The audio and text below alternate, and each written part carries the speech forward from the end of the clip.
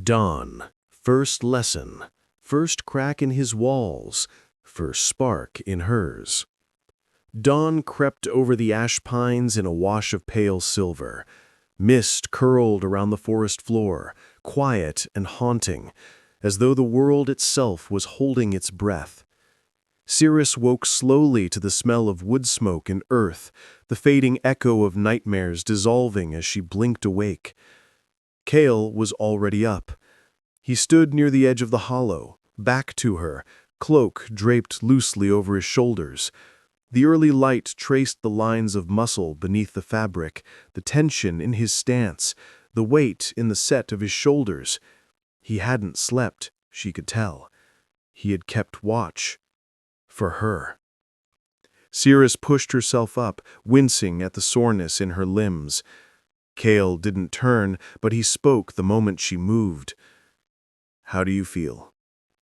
His voice was calm, controlled, but tired. Seris wrapped the cloak tighter around herself. "Like I was struck by lightning. Twice." A quiet huff of breath, the closest he ever came to a laugh. He finally turned. His eyes swept over her, evaluating not with detachment but with a predator's vigilance and a protector's concern. "Good, you're awake enough to stand." Seris raised a brow. "That's what you lead with? Not, 'Are you warm?' or 'Did you sleep?'" Kael stepped closer, gaze steady on hers. "If you can complain, you can train." She stared at him.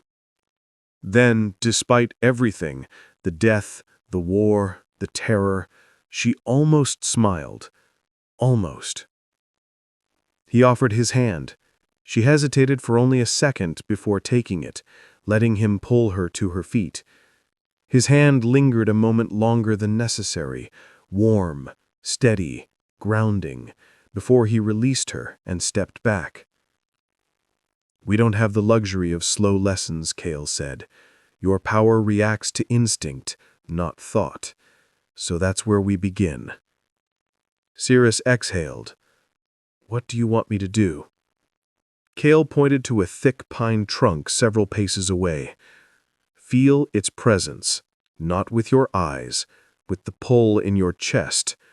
Your power listens to emotion, not logic." Seris focused, brow furrowing. She expected nothing. But then, softly, she felt it. A shape, a presence, an outline in her awareness where the tree stood. Not sight, not sound, sense.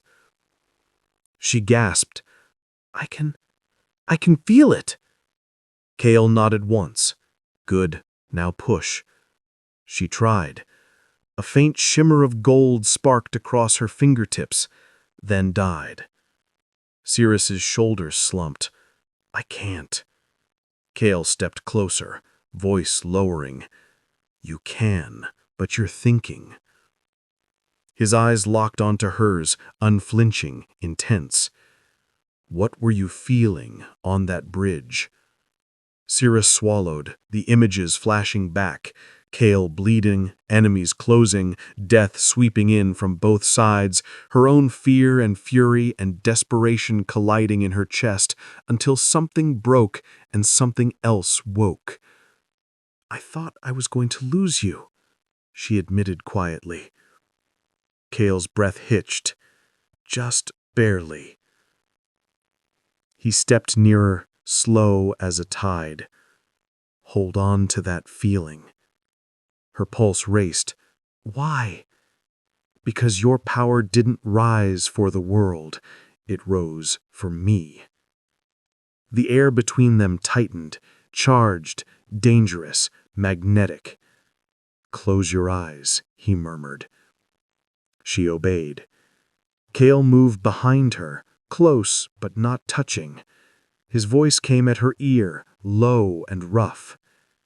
"Feel it again. The fear of losing me." Her breath trembled. "Now," he whispered, "push." Seris lifted her hand. Emotion surged, unwanted, unstoppable. Golden light exploded from her palm. The pine trunk split cleanly down the center, cracking apart with a thunderous snap. Seris gasped and stumbled back, eyes wide. Kael caught her wrist to steady her. She looked up at him, shaken. "I don't want to feel fear every time I use it." Kael's gaze softened, the faintest crack in his iron posture. "Then we teach it something stronger than fear." Seris blinked. "Stronger?" Kael's voice dropped, quiet, raw, honest. "Yes, but that lesson is not for this morning." He released her wrist and stepped back, rebuilding his walls. "You did well. We move at dusk." Seris watched him walk to the edge of the clearing, cloak catching in the wind. She pressed her hand to her heart, pulse still unsteady. Fear had unlocked her power, but she already knew what feeling would master it, and it terrified her more than any army. A dangerous quiet, the hunter's path, and a line they both feel but won't cross, yet. By dusk, the forest had changed. No birdsong, no distant wildlife, no trace of normal life at all. Only silence, the kind that warned of hunters. Seris walked beside Kael through the ash pines, her cloak pulled close, her mind still tangled with the morning's lesson. Every time she remembered the feel of her power, his voice in her ear, her pulse climbing, the tree splitting apart at her command, her chest tightened all over again. Kael, as always, said nothing about it. He moved with feral focus, scanning the shadows, tracking every sound, every shift in the wind. A predator on edge, protecting what was his. Not that he would dare use that word. Not yet. We follow the ravine line until we reach the old watchtower. After that, we'll find a place to lay low and train until you can summon your power without collapse. Seris nodded, but after several minutes, she finally asked the question that had grown like thornvine in her mind. "Kael, what happens when I can control it?" He didn't answer immediately. His jaw tightened, his eyes stayed on the trees. "Then," he said at last, "we decide who we burn." Seris swallowed. "You expect a war?" "I expect many. The council will not stop, and my throne will not remain empty. Someone will claim it, or tear it apart trying." She walked in silence for a moment, before whispering, "And what do you want?" This time, he stopped walking. He turned to face her fully, expression unreadable in the amber dusk. "Want," he echoed, almost to himself. Then he stepped closer, slow, deliberate, until the space between them was a breath, a heartbeat, a choice. "I want," he said quietly, "to live in a world where no one hunts you, where no council dares speak your name, where you decide your fate, not prophecy, not bloodlines, not fear." Her breath stilled. He continued, voice low and rough, "And I want to stand in that world beside you." Seris's heart hammered. She looked up into his eyes, seeing not the king, not the alpha, but the man who had thrown himself into every fire with her, again and again. "Kael," she whispered. His hand lifted, slowly, As though fighting himself with every inch, his fingers brushed her cheek. Just a touch. Just an echo of something both of them felt and neither dared name. Seris leaned into it. But suddenly, snap! A twig cracked in the distance. Kael's entire body shifted, instinct snapping back into place. He grabbed her hand and pulled her behind a fallen log, just as 3 black-fletched arrows thudded into the tree where she had been standing. Seris gasped. Kael drew his blade in one swift motion, eyes scanning the tree line. "Hunters," he growled. "Not rebels, not knights, someone else." A shadow moved between the trees, then another, then 3 more, surrounded. Seris gripped his arm, whispering, "Kael, who are they?" Kael's eyes narrowed, voice turning cold. "The Crows." The name meant nothing to Seris, but she heard the lethal recognition in his tone. Bounty killers? Worse. Men who don't care who they serve, only who pays more. Another arrow struck. Kael shoved her behind cover again. "Stay down," he ordered. Seris shook her head. "No, I'm not hiding while you bleed for me again." Kael looked at her, not angry, not surprised, but with a fierce, unspoken understanding. "Then stand with me, but do not lose control." Seris lifted her hand, feeling the faint gold under her skin responding, waking. She met Kael's eyes. "I'll try." Kael stepped forward, blade ready, voice dropping to a growled vow meant for her alone. "Then we survive. Together." The crows closed in. The lesson was over. The war returned. The crow's ambush, blood in the pines, instinct over thought. The forest exploded into motion. Black-masked figures swept between the trees, crossbows raised, blades glinting. The crows hunted in silence, no battle cries, no wasted breath, only deadly precision and movement. Kael stepped in front of Seris, steel flashing as the first assassin lunged from the shadows. He parried, twisted, and rammed the hilt into the attacker's throat, sending him collapsing without a sound. But 3 more replaced him. Seris backed against the fallen log, eyes wide, pulse racing. Her fingers shook as she raised her hand, trying to summon what she'd felt that morning. Gold, heat, purpose. Come on, come on. But fear clouded it. Doubt smothered it. Nothing happened. Kael grabbed a crow by the collar, slammed him into a tree, and wrenched the blade from his grip. But another assassin slid behind him, daggers poised for Kael's spine. Seris didn't think. She moved. "Kael!" Kael turned, too slow. Seris flung herself forward, slamming into the assassin. They tumbled to the ground. The crow pinned her instantly, blade pressing to her throat. His voice was a whisper of death. "The girl is worth more alive. Do not fight." Seris stared up at him, fear nearly strangling her resolve. "Nearly. Then you chose the wrong girl." She drove her knee upward, catching the assassin in the ribs. He recoiled, just enough. Seris scrambled to her feet and thrust her hand out on instinct. This time, emotion hit her like a breaking dam. Not fear. Fury.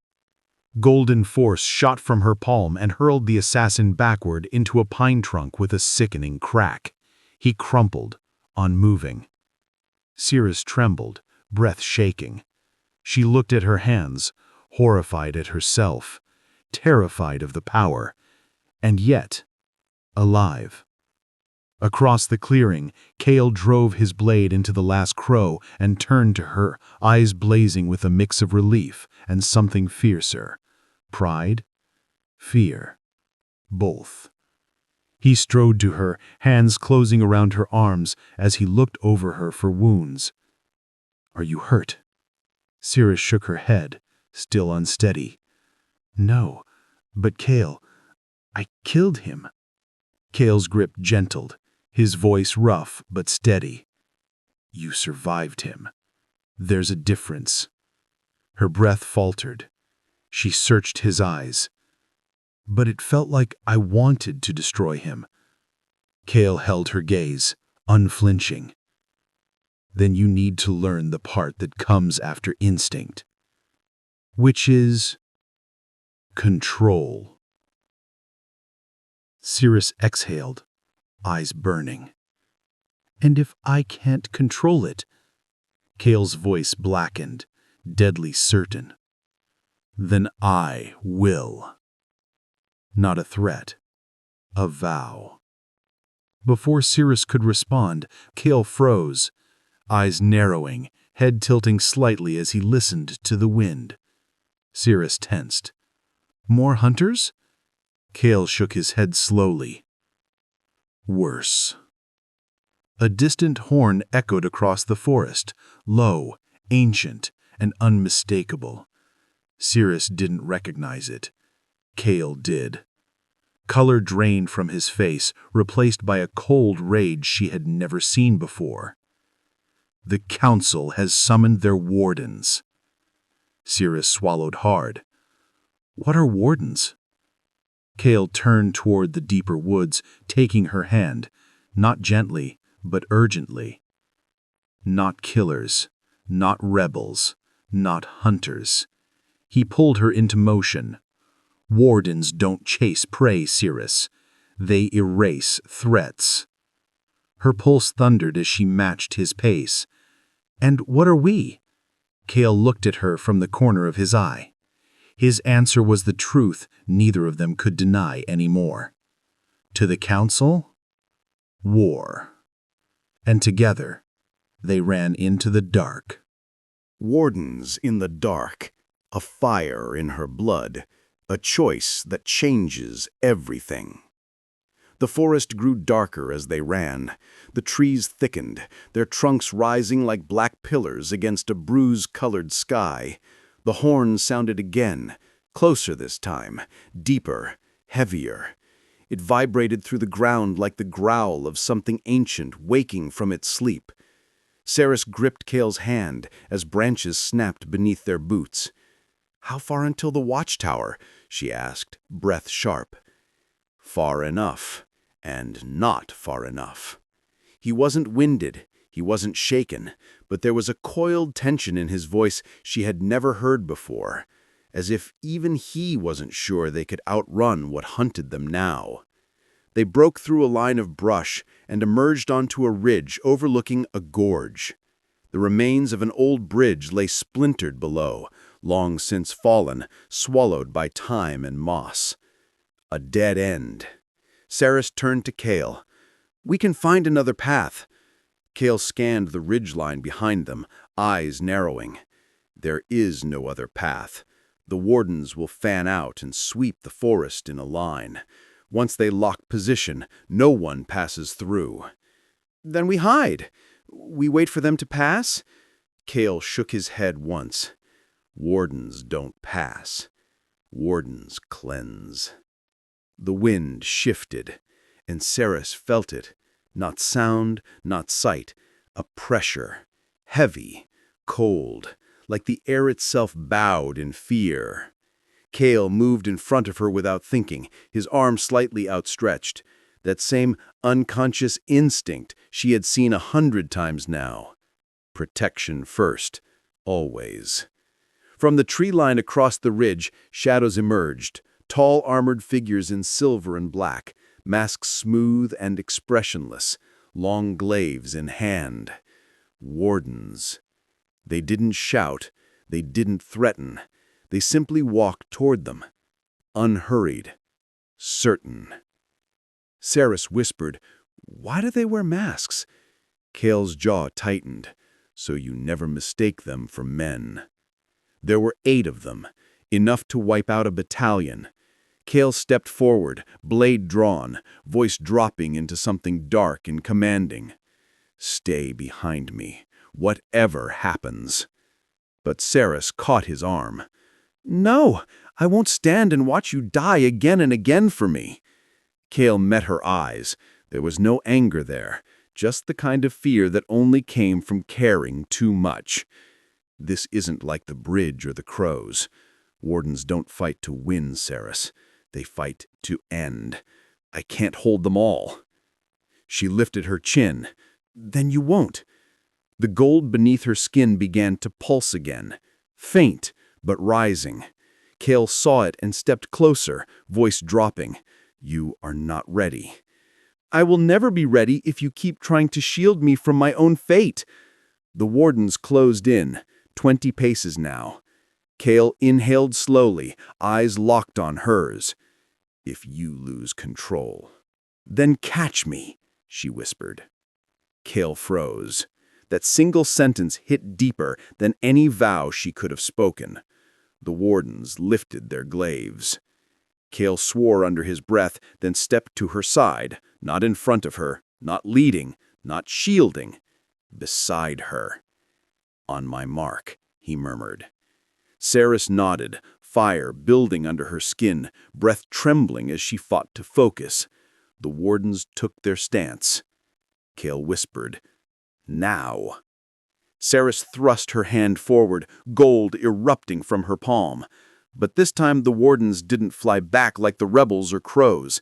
They absorbed the blast, their armor flaring with runes that devoured her power mid-air. Seris gasped, Kael! Kael's eyes widened. Ancient binding armor. They were waiting for your power.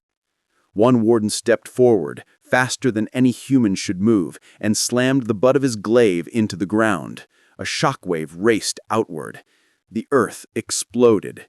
Kael grabbed Seris and twisted, taking the hit across his back as they were thrown into the dirt. Pain ripped through him, but he forced himself up, pulling Seris behind a fallen root. Seris, listen to me, he said, voice urgent. Your power won't break them. She looked at him terrified. Then what do we do? Kael looked toward the gorge, the steep drop, the river below, the jagged rocks. He made a decision. A reckless one. A desperate one.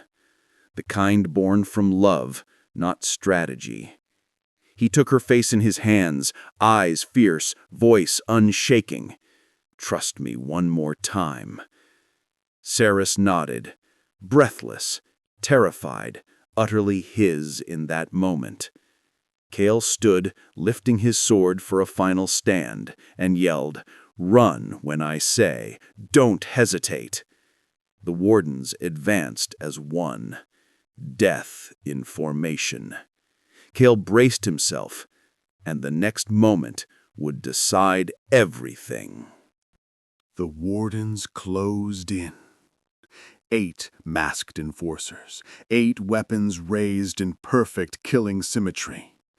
They advanced without hesitation, without emotion, without doubt. The forest itself seemed to recoil from their presence. Kael stepped forward, placing his body between Seris and the advancing line, not as a shield against fate, but as a warrior choosing to defy it. When I move, he murmured, voice low, steady, dangerous. Run to the ravine edge. Seris stared at him, stunned. Kael, why? We'll be trapped. Run to the edge. The command was quiet, but unyielding. Not dominance, determination. Seris swallowed hard. She nodded. The wardens lifted their glaives in unison. Kael exhaled slowly. Then he moved. In the space of a heartbeat, Kael launched forward with a roar, slamming into the front line with the fury of a storm. Steel clashed in a blaze of sparks. He dodged a spear, shattered a mask with his hilt, pivoted to block a downward strike that would have split him in two. But wardens did not fall easily, and they did not fall alone. A second glaive sliced across Kael's ribs. Blood tracked down his side. He didn't stop, didn't flinch, didn't break. He fought with the desperation of a man not trying to live, but trying to buy time. "No, Seris, run!" Seris sprinted toward the ravine. Two wardens broke formation to intercept her. Kael saw it, and something feral snapped behind his eyes. "No!" He tore himself from the fight and slammed into one warden with bone-breaking force, sending them both crashing into a tree. The second assassin reached Seris and swung.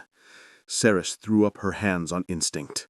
Gold exploded outward, but weaker this time, flickering, unstable. It only staggered the warden for a breath. Not enough. The glaive rose again. Seris braced for the strike. And Kael was there, grabbing the weapon mid-swing, stopping the blade a hair from her throat. His voice dropped to a growl. "You don't touch her."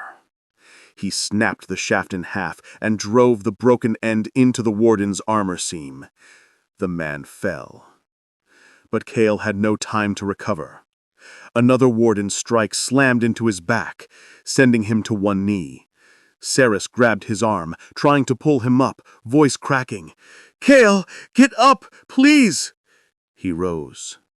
Barely. Breathing ragged, vision swimming, blood dripping onto pine needles, yet his eyes, gods, his eyes, still burned with violent, unbroken fire. The remaining wardens closed in again, surrounding them at the ravine's edge. No escape. No cover, no time. Kael stood in front of Seris, wobbling but unbowed, sword raised for the final strike he might ever swing. Seris grabbed his hand. "Kael!" He didn't look back at her. "When they rush, you jump." Tears pricked her eyes. "Not without you!" Kael finally turned his head. The look he gave her was not anger. It was devastation, and something deeper. "If you die, everything I've done means nothing." Seris shook her head, voice breaking. "I am not leaving you!" The wardens lowered their glaives. Kael made his choice. In one motion, he pulled Seris into his arms, one arm at her waist, the other at the back of her neck, and whispered against her temple, "Then forgive me." "Kael!" Kael stepped backwards, off the ravine, taking her with him. They fell together. The wardens reached the cliff too late. The wind roared, tearing at cloak and hair and breath, the world collapsing into speed and terror and free fall. Seris clung to Kael, and for the first time she saw fear in his eyes. Not fear of death, fear of losing her before they hit the ground. Seris gasped his name. He pulled her face to his, foreheads pressed, eyes locked. "Seris, listen. Call it." "What?" "Your power. Call it." She hesitated. "Call it with what?" Kael's voice was a broken whisper. "With what you feel." The ground surged up to meet them. Seris screamed his name, and something ancient awoke. Gold erupted around them in a blazing sphere of light. The awakening, the aftershock, and a truth that can't be taken back. Light swallowed the world. Not gentle light, not soft or warm. A detonation of gold, raw, ancient, unrestrained, blasting outward in every direction as Seris screamed Kael's name. The river below vanished in a blinding flare. Air itself bent under the force. The free fall stopped as though time had been yanked by the throat. Kael felt it first. Not pain, recognition. The power didn't crush him, didn't scorch him, didn't tear him apart the way it should have. Instead, it wrapped around him, through him, as though it knew him, as though it had always known him. The golden sphere cushioned their fall, slowing the descent until their bodies lowered, not crashed, into the river below. The waters hissed and boiled where the magic touched, and then, with a thunderous shockwave, the light collapsed inward. Silence. Mist drifted off the river. Kael and Seris lay half-submerged in shallow current, his arms still around her, her fingers still clutching his tunic in a death grip. Seris blinked first, gasping, disoriented. She pushed herself up on trembling elbows, staring at the water, the sky, her own hands. Kael, what just happened? Kael sat up slowly, grimacing from pain, but never taking his eyes off her. Wet hair clung to his jaw and blood streaked down his ribs, but his expression held something she had never seen from him before. Awe. He reached forward and took her wrist gently, turning her palm upward. Gold still flickered faintly beneath her skin, not wild, not chaotic, responsive. Kael said, voice low, shaken. You didn't just call your power, you shaped it. Seris shook her head, tears of adrenaline trembling in her lashes. No, I didn't think. I didn't plan. I just felt. Kael finished. Her eyes lifted to his. He held her gaze. That is the truth of your kind, Seris. Lumen power doesn't answer the mind, it answers the heart. Her breath hitched. Kael's voice dropped, barely above the rush of the river. And in that moment, you chose me. Those words settled between them. Heavy, intimate, irreversible. Seris looked away, shaken and trembling. If that's true, if my power responds to what I feel, then that means she cut herself off, afraid to finish the thought. Kael reached out, fingertips brushing her cheek, turning her face back to his. It means, he said, voice rough, that you are not alone in this. Not in your fear, not in your fate, not in what you feel. Her breath stilled. There was no throne above them now, no soldiers, no council, no war at their heels in this single heartbeat. Just the truth neither could run from anymore. But the moment shattered as distant horns echoed above the ravine, the wardens regrouping. Kael's expression hardened instantly. His hand fell away from her cheek, and the warrior returned to his eyes. We have minutes, maybe less. Seris nodded, breath steadying. What do we do? Kael rose, offering his hand. When she placed hers in it, his grip tightened, not claiming, not binding, but promising. We climb out, he said. We disappear deeper into the wilds. She stood, meeting his gaze. And then, Kael's answer was simple, deadly, certain. Then we stop running, and we make them fear, chasing us. Seris exhaled, not in panic, but in resolution. The bond between them, unspoken, unsealed, but undeniably alive, pulsed like a second heartbeat in the quiet between the horns. They began moving, hand in hand through the river mist, hunted, alive, changed. Into the wilds, a new pursuit, and a night without armor. They left the river before the wardens could descend, climbing the steep, moss-slicked rocks beside the ravine. Kael went first, guiding Seris upward, injured but relentless. He grunted only once when his torn side scraped stone, but never slowed. Seris climbed after him, every muscle burning, fingers numb, breath short. But she didn't complain. After everything that had happened, pain suddenly felt simple, understandable, survivable. At the top, a sprawling expanse of dense wildwood stretched before them. Ancient trees twisted with silver moss, glowing fungi scattered along roots, mist curling through the undergrowth like serpents. The silver wilds. Seris shivered. Is this place safe? Kael scanned the shadows with a wary gaze. No. Then, after a beat, but no sane man follows us here, not even wardens. He moved into the trees. She followed.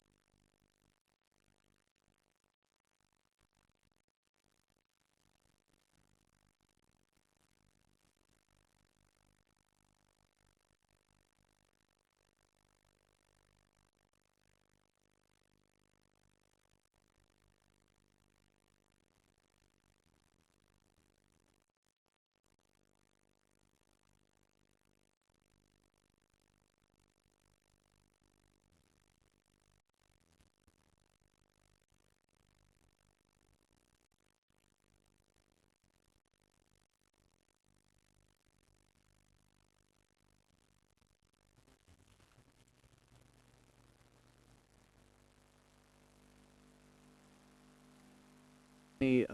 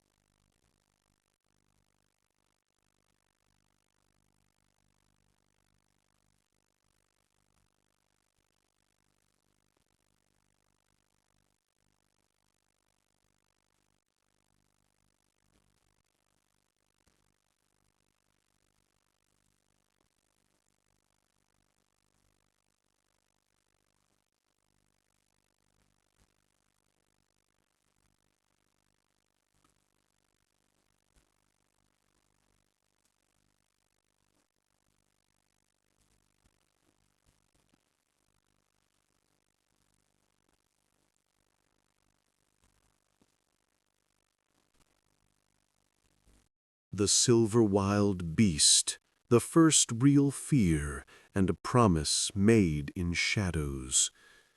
The shriek ripped through the forest again, a sound too deep to be human, too sharp to be animal. The trees trembled, birds scattered into the dark.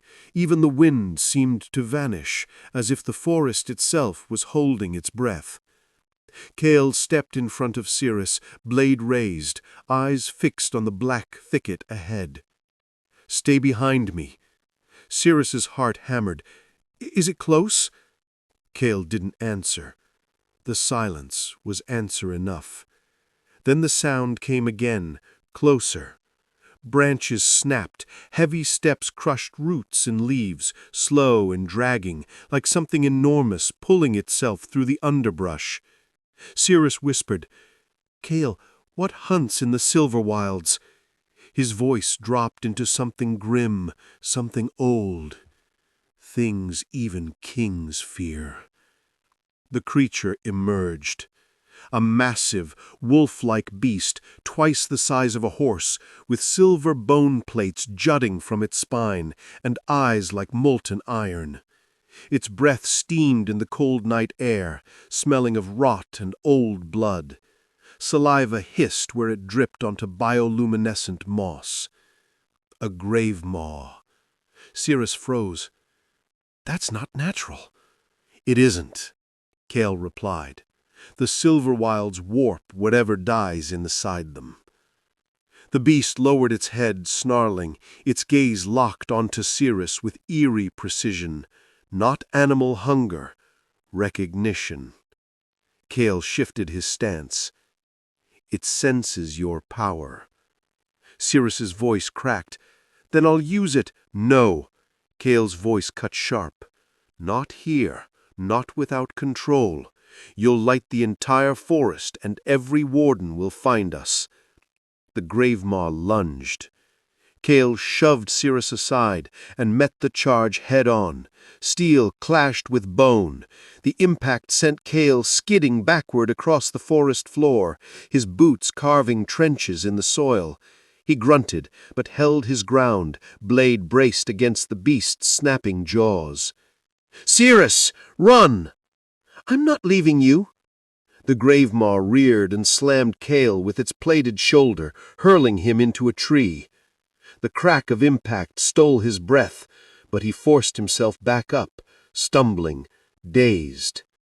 Seris raised her hands, panic rising like fire in her throat. No, not panic, not fear, control. She focused on the beast, trying to summon only a spark of gold, not a storm. The magic flickered between her fingers, unstable, trembling, desperate. The Gravemaw turned toward her, eyes glowing brighter. Kael saw it, and his voice tore out, ragged and raw. "Seris, don't let fear shape it!" The beast charged again. Seris's breath shook. She forced her voice steady. "I am not afraid of you." The gold pulsed stronger. The Gravemaw leapt. Kael sprinted, intercepting it mid-air, driving his sword into its flank. The creature roared, thrashing. Kael held on, using his body as leverage, but the Gravemaw slammed him into the ground again and again, trying to break him. Seris screamed, "Kael!" He didn't release the blade, didn't surrender, didn't let go. "Seris," he choked out through clenched teeth, "you have to finish it." Seris stared, at Kael pinned beneath the beast, at the blood, at the struggle he could not win alone, and something inside her snapped from fear into fury. Not at the beast, at the thought of losing him. She stepped forward, eyes burning gold, voice steady and commanding for the first time. "Get off of him." The power obeyed. Golden force slammed into the Gravemaw, ripping it off of Kael and hurling it into a tree, so hard the trunk split down the center.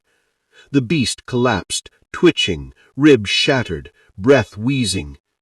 Kael staggered to his feet, staring at Seris through the settling dust and gold. For a long moment neither spoke.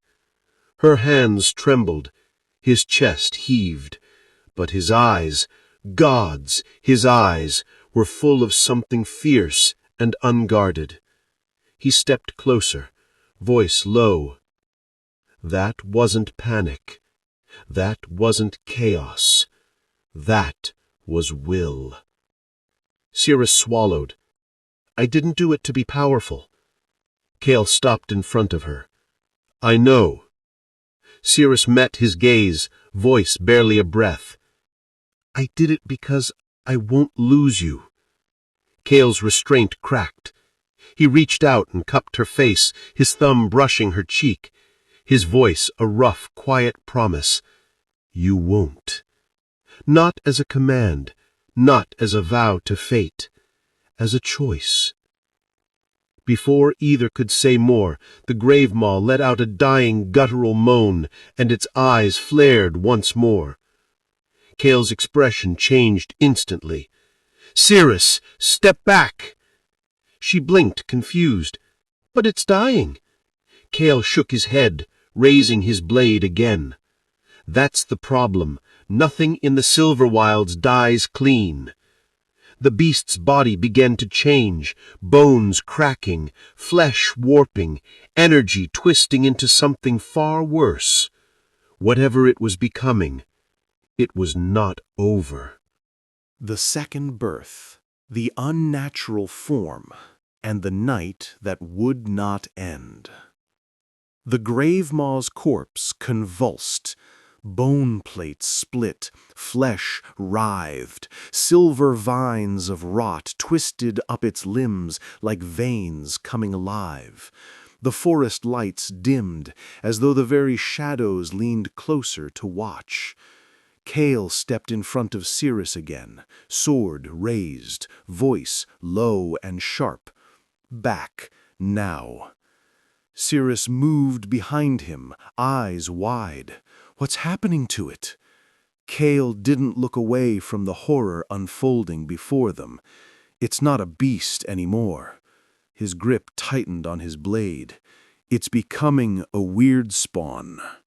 The grave maw's skull split open, its jaw unhinging wider than nature allowed, teeth reshaping into jagged needles. Where eyes once glowed, now void black pits stared back, empty, hungry, mindless. Seris whispered, "It has no soul." "Exactly," Kael muttered. "And a creature with no soul can't be reasoned with, only destroyed." The weird spawn let out a piercing shriek, 10 times louder than before. The trees shook, mushrooms burst, birds fled, leaves rained down like ash. Then it charged. Kael met it head-on. Steel clashed against bone and black ichor. Kael dodged a strike that shattered a tree behind him, then rolled beneath a snapping jaw and slashed upward, severing a piece of its rib armor. The beast screamed, but didn't slow. Seris raised her hand, golden sparks flickering. Kael barked over his shoulder. "Not yet! Your power will light up the entire forest. Wardens will swarm us." Seris froze, teeth clenched. She hated it, hated watching him fight alone, hated feeling powerless when the truth was the opposite. She had too much power to use carelessly. Kael ducked another strike, but the beast's tail, now barbed and spined, whipped around and impaled him across the shoulder, slamming him into a stone. Seris screamed, "Kael!" Kael ripped himself free, roaring in pain, blood pouring down his arm. Still he forced himself to stand, blade trembling, but ready. Seris stepped forward, voice breaking. "Let me help you." Kael shook his head, breath ragged. "If you burn the forest, we die anyway. Just trust me. One more moment." The beast lunged again, faster this time. Kael barely dodged. He stumbled. Seris's nails bit into her palms. Her heartbeat turned to thunder. Gold flared behind her eyes, aching to be unleashed. "Kael can't win wounded. I have to do something." She remembered his words from the ravine. "Your power answers the heart, not the mind." She inhaled, slow, deep. Not rage, not panic, not fear. Focus. When the beast reared back to strike again, Seris stepped forward, not away, and whispered, steady and sure, "Stay down." Her voice wasn't loud. Her power was. Gold blasted outward, not wild this time, but bright, clean, and directed. It hit the weird spawn square in the chest, pinning it to the earth. The forest floor cracked beneath the force of her will. The monster writhed, screeching, bones snapping under the weight of her will. Kael stared, shocked. This wasn't the wild storm from the ravine. This was control. Seris stepped closer, eyes glowing like molten dawn. "You don't touch what's mine," she whispered, not shouting, not trembling. The weird spawn shrieked, then burst, dissolving into dust and black mist that sank into the soil, leaving silence behind. No echo, no heartbeat, no threat. Seris swayed, drained, and Kael caught her before she fell, his injured arm wrapping around her waist. She noticed and grabbed his wrist. "When we stop again, you tell me the truth." "Which truth?" he asked. Her eyes didn't waver. "The one you're afraid to say." Kael didn't answer, but he didn't look away either. They left the clearing, deeper into the wilds, deeper into danger, deeper into something neither could name anymore. Above them, unseen in the branches, eyes watched. Not warden, not beast, something else. Waiting. Hidden eyes, a warning in the dark, and a choice with consequences. They pushed deeper into the silver wilds, guided only by moonlight bleeding through the twisted canopy. The forest here was different, too quiet, too watchful. Even the air felt thick with secrets.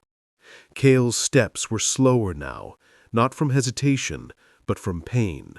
His shoulder bled through Seris's bandage, but he kept moving, jaw clenched, refusing to show weakness. Seris walked close at his side, one hand hovering near his arm, as if to catch him if he stumbled. "You're fading," she murmured. "I've fought worse injured," Kael muttered. Seris stopped walking. Kael took 2 more steps before realizing she wasn't behind him. He turned. She stood still, arms folded. "That isn't strength, Kael. That's stubbornness." His brows lowered. "Stubbornness keeps you alive." "No, balance keeps you alive," she countered. "And if you collapse, I can't carry you through this forest." Kael opened his mouth to argue, but froze. A branch overhead creaked, not from wind, from weight. Kael moved in front of her instantly, blade raised, senses sharpened. "We are not alone," he whispered. Sarah scanned the shadows. "Wardens?" Kael shook his head once. "No, wardens don't hide." A soft chittering sound echoed around them. Not beast, not human. Then a voice drifted from the darkness. "Still steel, lumen glow.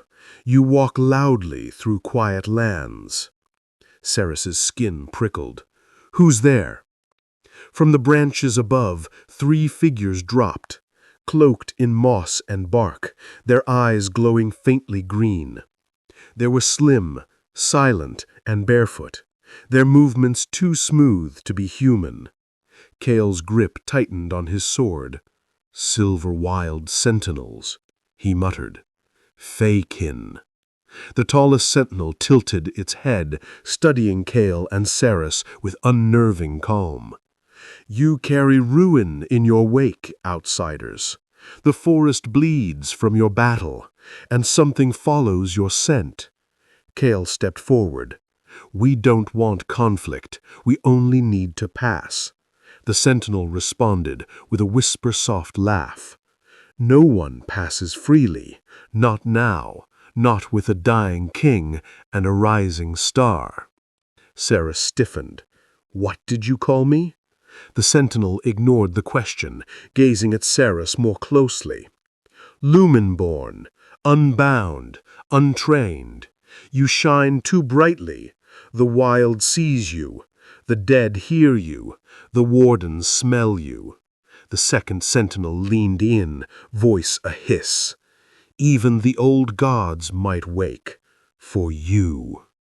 Kael stepped between them and Seris, voice dropping into a dangerous growl. "Say what you want, then leave." The sentinels didn't flinch.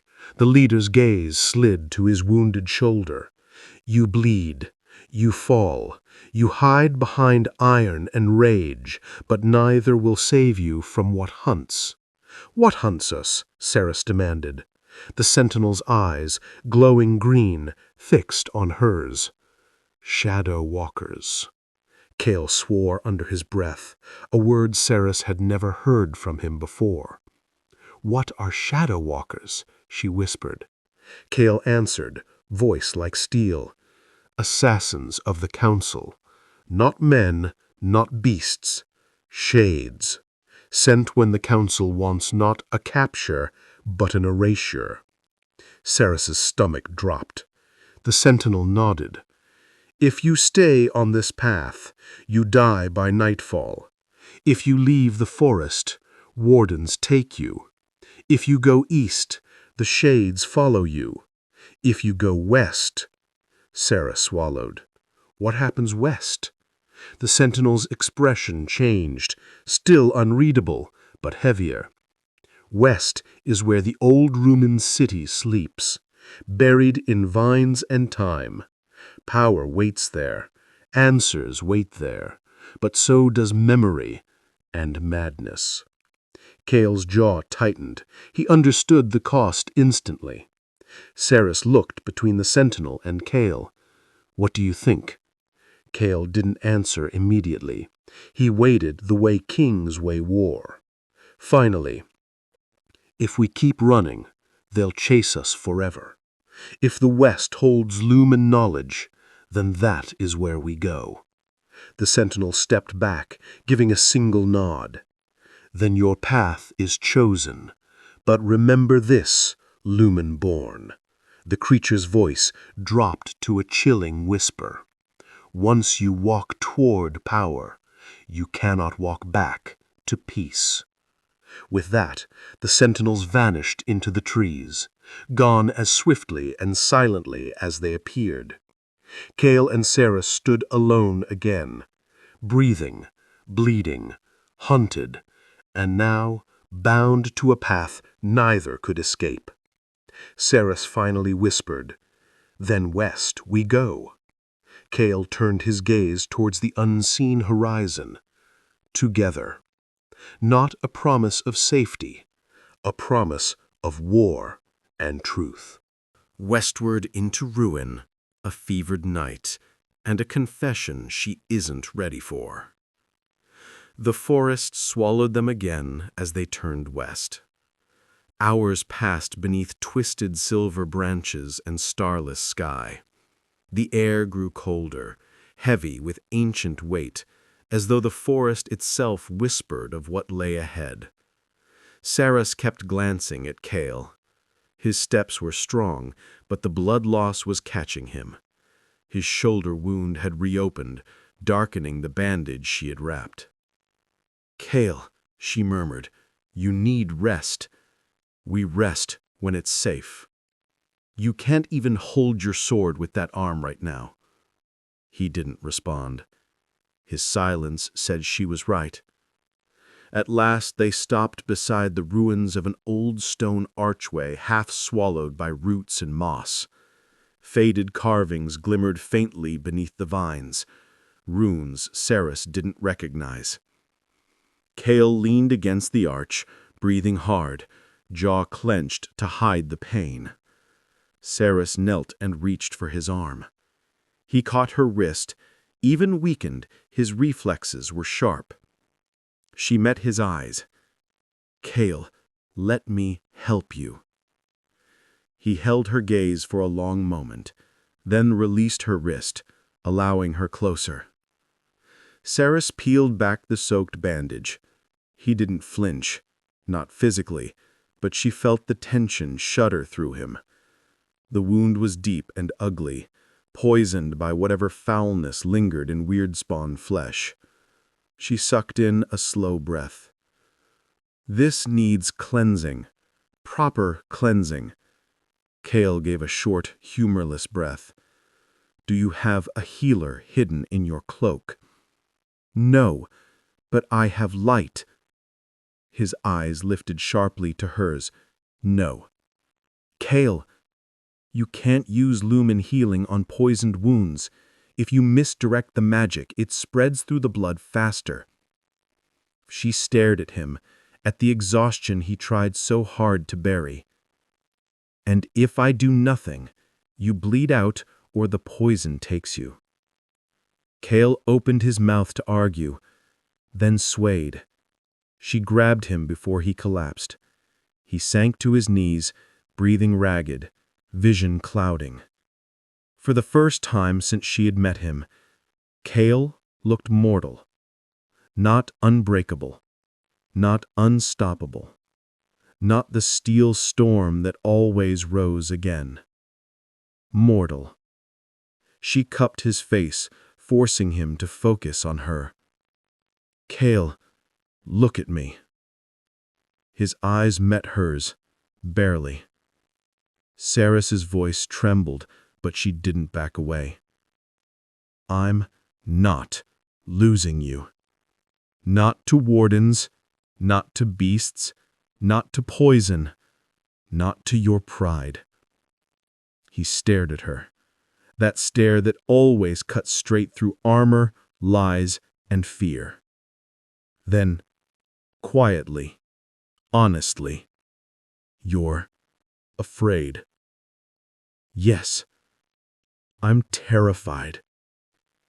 His voice softened, rough with truth. "Of losing me." She didn't run from it. Not this time. "Yes." Kael's hand lifted. Weak, shaking, fingers brushing her cheek. The touch was barely there, but it stole her breath anyway. "Seris."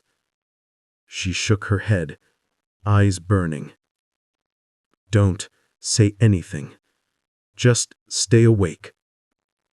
"I can't promise that," he breathed. "Then promise me this instead." He blinked, fighting to stay conscious. "Promise you stop trying to die for me. We survive together or not at all." Kael was silent for a long moment. Then, "Together." The word was soft, but it was a vow.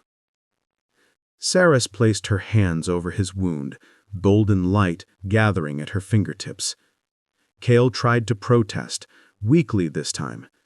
"Seris, if you lose control." Her voice steadied. "Then, catch me." The same words she once used at the ravine. Kael exhaled, surrendering to her choice. "I'm here." She closed her eyes. Gold bloomed beneath her palms, warm, focused, controlled.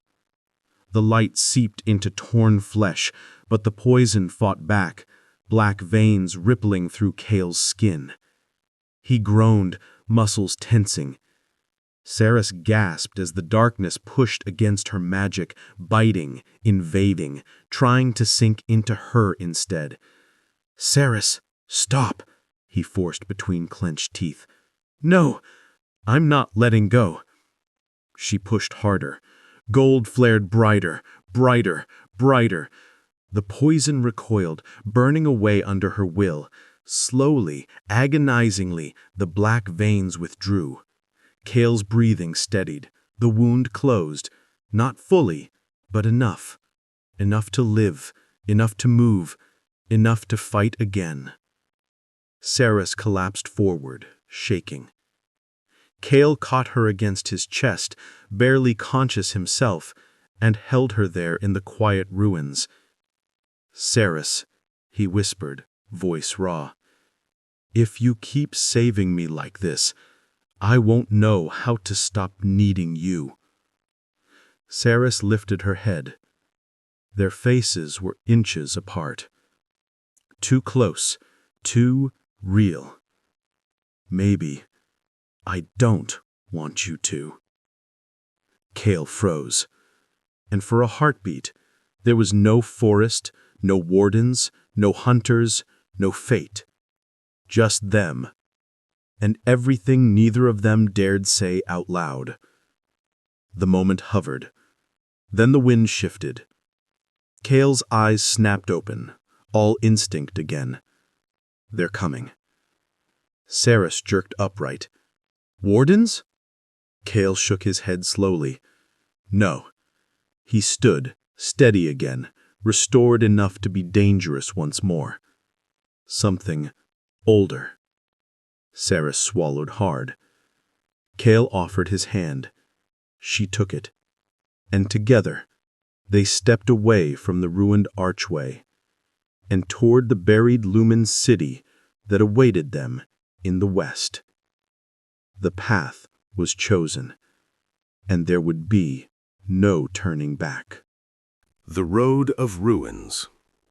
Whispers in the roots, and a warning written in her blood.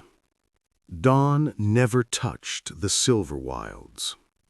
Even as the night thinned, the sky remained bruised and colorless, a pale, starless gray, the kind of light that didn't bring hope, only clarity. Kael and Seris traveled west, their boots crunching over ancient stone paths half swallowed by moss. The wildwood changed as they walked. The trees grew taller, the roots grew thicker, the silence grew heavier, and the carvings, everywhere, carved into bark, stone, and root, grew unmistakably lumen. Seris brushed her fingers over one as they passed. The symbol pulsed with faint gold. Kael saw it. "What does it say?" Seris shook her head slowly. "I don't know, but it feels like it remembers me." Kael frowned at the runes. "Memory can be more dangerous than prophecy. Don't answer anything in this forest. Don't touch something twice." Seris nodded, but her eyes lingered on the symbols as they walked. Hours later, they reached a long-forgotten plaza, broken pillars rising from cracked marble, roots tearing through floor mosaics of gold and sapphire, the heart of an old lumen street. Seris stared in awe. This was a city. Kael stepped ahead cautiously, scanning the shadows. This was an empire. Then, a whisper, so soft it could have been wind. "Seris." She froze. Kael noticed instantly. "What is it?" Seris hesitated. "I heard my name." Kael's tone sharpened. "From where?" Her gaze drifted to the ruins. "Everywhere." Before Kael could pull her back, the ground trembled, just slightly, and a section of stone crumbled, revealing a staircase descending into darkness. A hidden passage. Kael stepped in front of her. "We move carefully. Lumen halls don't collapse by accident. They wake on purpose." Seris nodded, but something was pulling at her, a faint, warm tug beneath her ribs, like a thread tied to her heartbeat. They descended. The air below was cold, old, heavy with dust and gold and memory. Runes covered the walls, glowing faintly as Seris passed, reacting to her presence, lighting the way like 1,000 sleeping eyes opening. Kael whispered under his breath, "This place knows you." Seris whispered back, "Or it knew someone like me." Then they reached a chamber, circular, vast, silent. At its center lay a stone altar, cracked but intact, and on that altar rested an ancient golden sigil, pulsing faintly like a heartbeat. Seris stepped toward it. Kael caught her hand. "Seris, wait. Nothing in a lumen ruin is a gift. Everything has a cost." She met his gaze, steady. "If this city holds answers, then I'm done being afraid of them." Kael didn't release her hand. "I don't want to lose you to something we don't understand." Seris looked at their joined hands, then at him. "Kael, let me try." He held her eyes for a long, tense moment. Then, slowly, he let go. Seris approached the sigil. When she touched it, gently, with only her fingertips, gold exploded across the chamber wall, igniting mural after mural, rune after rune, until the entire room blazed with memory. The murals told a story. A lumen queen crowned in light, a lover crowned in steel, a golden empire, a war that split the sky, a betrayal, a fall, and then a final image. A woman of light, Seris's mirror, and beside her, a man with Kael's eyes. Seris gasped. Kael stared stunned. "That's," Seris whispered. Kael finished quietly, "Us." Before either could speak again, the sigil in Seris's palm burned, slicing her skin. She jerked back, blood hitting the stone, and the runes drank it. The chamber trembled. Golden lines shot outward, forming a symbol across the floor, a crest neither of them recognized, and a cold, ancient voice filled the room. "Blood of light, blood of oath, the bond returns." Kael pulled Seris to him, sword raised. "Show yourself."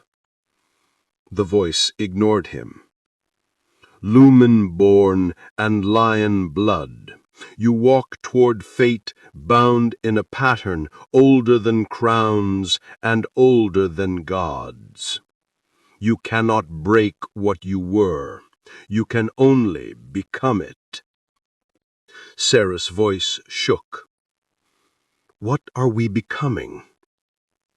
The answer came like a prophecy sealed in iron.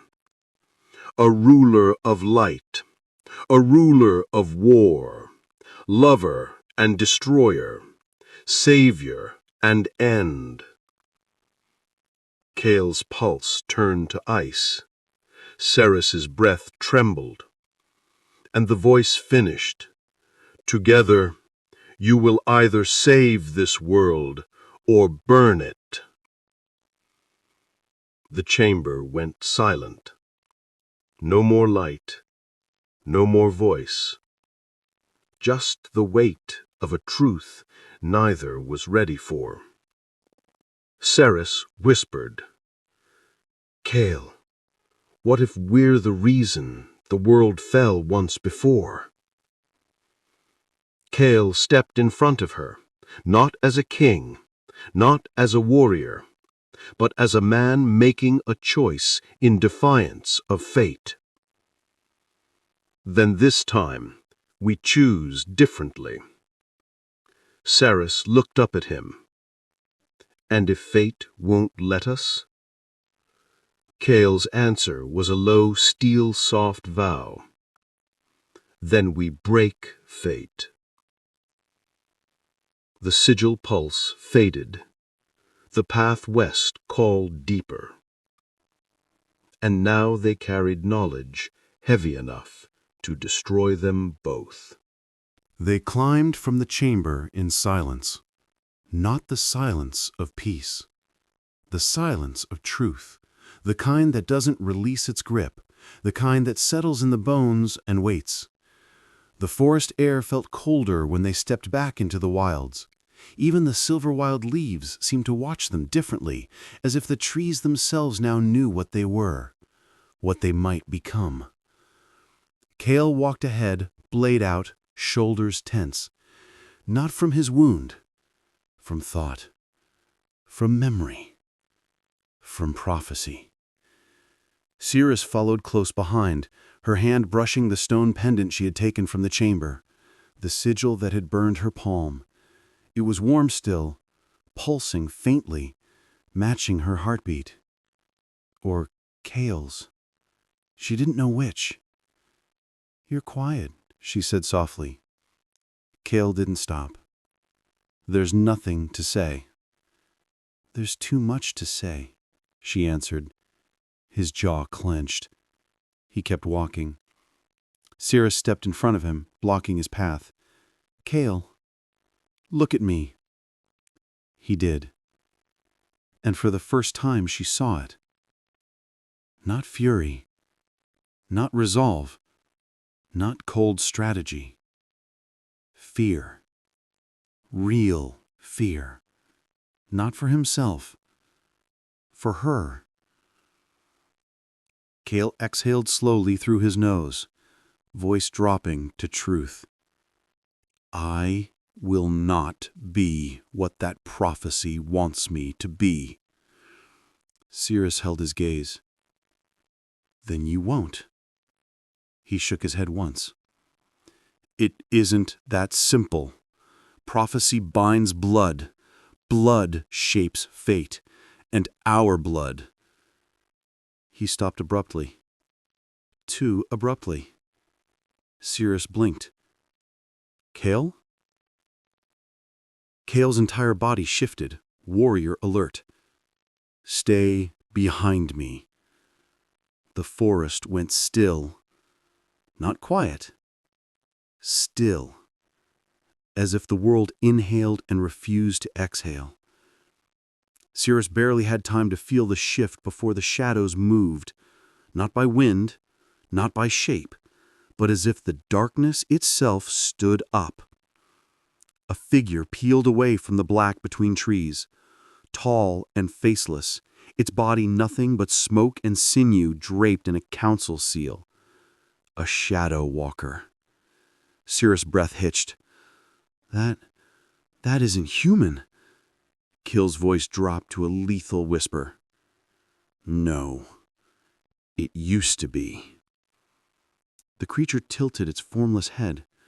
Where eyes should be, there were only hollows, deep, endless, hungry.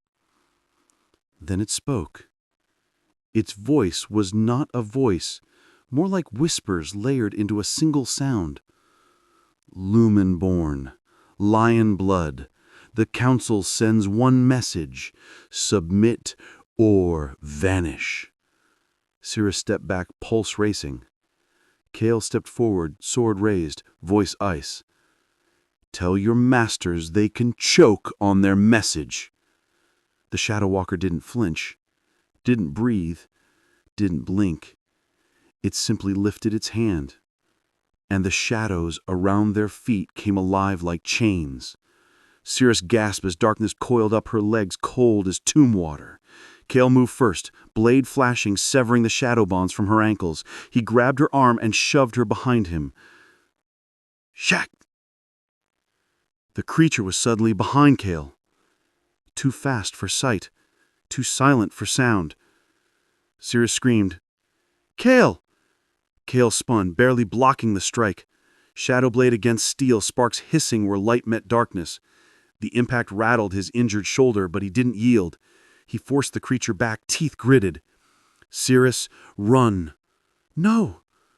The Shadow Walker flowed like smoke, reforming in front of her. It lunged. Seris raised her hand and the gold flared on instinct. But the creature laughed. Not sound, not human. It devoured the gold mid-air, swallowed it whole. Kael's voice cracked with urgency. Seris, Shadow Walkers feed on raw lumen. You can't use power without focus. Her heartbeat slammed against her ribs. Her head swimmed with fear. Kael lunged again, sword flashing in brutal arcs, every strike purposeful, merciless, precise.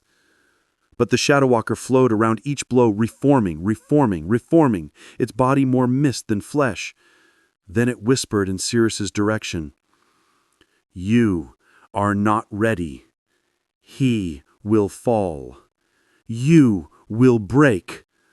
The world will burn by your hand. Seris trembled. Kael snapped. Enough. He charged, driving the creature back into a clearing where moonlight broke through the canopy. Seris followed and saw it. The Shadow Walker weakened in light. Kael noticed too. Seris, light weakens it. Not lumen, light. Without thinking, Seris grabbed a fallen shard of glowing mushroom and flung it. The light splashed across the creature, and the Shadow Walker recoiled, shrieking, its form destabilizing. Kael seized the opening, driving his sword through its center. This time, the blade hit something real, a core, a heart, a darkness pretending to be empty. The Shadow Walker convulsed, whispers fracturing into broken echoes. Kael twisted the blade. The creature shattered into smoke and was gone. Not defeated, dispersed. For now. Kael staggered. Seris caught him, breath shaking. Kael, that thing knew us. He nodded, voice low, ragged. Shadow Walkers don't hunt randomly. They hunt what the Council fears. Seris whispered. And the Council fears us? Kael met his eyes. No, the Council fears what we might become. They both knew. That was worse. Seris swallowed, voice unsteady. Kael, what if we can't outrun this? Kael rested his forehead to hers. Just for a moment. Just long enough to ground them both. Then we stop running. She closed her eyes. And do what? His answer was quiet, deadly, certain. We make them afraid. For the first time since her awakening, Seris believed they could. But the prophecy's weight pressed harder than ever. They were no longer being hunted to be captured. They were being hunted to be erased. A knight with no armor, a scar he never meant to show, and the first touch that wasn't about survival. They didn't stop until the forest changed again, trees thinning, moonlight spilling through like silver water. Kael finally slowed, then sank down against the roots of an old whitewood tree. His strength had held through battle and flight, but now it flickered. Seris knelt in front of him, palms on his knees, searching his face. You're hurt. Not like before, Kael muttered. That doesn't mean you're fine. He said nothing. Silence settled. Heavy. Personal. the kind that only comes after survival. Not relief exactly, but the realization that breath still exists. Seris took his hand. Kael stiffened, not from pain, but from instinct. He wasn't used to being held, or tended to, or seen. She lifted his sleeve. Shadow burn marks blackened the skin of his forearm, scars left by the Shadow Walker's touch. They weren't bleeding, but they spread, like ink. Seris inhaled sharply. "Why didn't you tell me?" Kael didn't look at the wound. "Because it changes nothing." "That changes everything," Seris snapped before she could stop herself. Kael finally looked at her. No anger, just exhaustion, and something vulnerable beneath it. "I don't want you to look at me with fear." "Fear? Kael, His voice was quieter now. Not commanding, not guarded. Human. Shadow corruption kills slowly. Some lose their minds before their bodies. Some become what they fought. He expected her to recoil. She didn't move. She didn't even blink. She only held his arm more tightly. "Then we fight it," she whispered. "Together." Kael huffed a soft, almost disbelieving breath. "You keep saying that word. Because it's true." He looked away, jaw clenched, breath unsteady. Seris reached for the burn again. Kael caught his wrist. "Seris, if you try to heal Shadow with raw light, then guide me. Like before. I won't lose you to darkness, not when I've only just found you." That made him look at her. Really look. His voice dropped. "Why do you care this much?" She didn't deflect, didn't run, didn't hide. "Because when everything hunts me, you stay." Her voice trembled. "Because when I break, you don't flinch. Because when I'm terrified, you make me feel like I'm not doomed to be a weapon." Her hand lifted, hesitant but sure, and she touched his jaw. "Because you're the only thing that's mine in all of this." Kael's breath caught, as if she had struck something unarmored inside him. Slowly, cautiously, he lifted his hand and covered hers where it rested against his cheek. He leaned into her touch, only slightly, only enough to show he needed it. "Seris," he murmured, voice raw, "I don't know how to be what you want." She shook her head. "You already are." The moment thickened, deepened, shifted. Not fire, not desperation, not fear. Something tender, something dangerous in a completely different way.